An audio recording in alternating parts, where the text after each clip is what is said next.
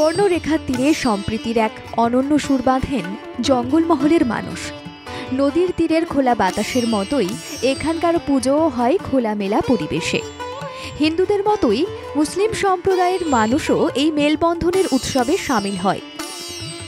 11টি গ্রামের মানুষকে আবেগময় করে তোলে ঝাড়গ্রামের মহাপালের পুজো। নদী লাগোয়া ভক্তাপাট, মালিসাই, শালবনী খামার, জাহানপুরের মতোই এই জনপদের মানুষ দুর্গা আরাধনাকে সামনে রেখেই আনন্দে মুখর হয়ে ওঠেন।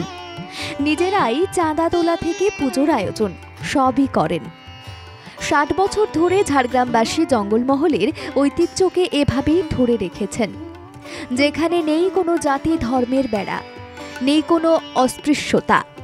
নারী শক্তির আরাধনা সবাই একসঙ্গে করেন। সাংস্কৃতিক দেওয়া নেওয়ার আচার পদ্ধতিতেও তারা ঐক্যের বাঁধন ধরে রেখেছেন। পুজোর সময় দায়িত্ব ভাগ করে নেওয়া হয় সবার মধ্যে। যাকে যা দায়িত্ব দেওয়া হয় তিনি তা নিষ্ঠার সঙ্গে পালন করেন। যে হিন্দু এবং মুসলমান উভয় সম্প্রদায়ের মানুষই পূজা কমিটিতে থাকে। এমনকি মুসলিম সম্প্রদায়ের মানুষরা পুজোর কাজকর্মের সঙ্গে লিপ্ত শুধু নন, তারা প্রসাদও খান একসঙ্গে এবং প্রসাদ বিলি সব কিছুতেই মুসলিম সম্প্রদায়ের মানুষও একসঙ্গেই সমবেতভাবে সব কাজকর্ম করেন এবং মুসলিম সম্প্রদায়ের মানুষরাও দুর্গাপূজার জন্য চাঁদা দেন। দেশের অন্য রাজ্যে যেখানে হিংসা বিদ্বেষের মতো নেতিবাচক কাজ ভারতের ধর্মনিরপেক্ষতার ভাবধারাকে লঙ্ঘিত করছে, সেখানে বাংলার এই দুর্গোৎসব সমাজকে উদারতার পাঠ দেয়, যার অন্যতম নজির করেছে জঙ্গলমহল। বঙ্গে দেবী দুর্গার আরাধনায় সম্প্রীতির মেলবন্ধন, সুবর্ণরেখার পাড়ে মহামিলনের পুজোর বেদি।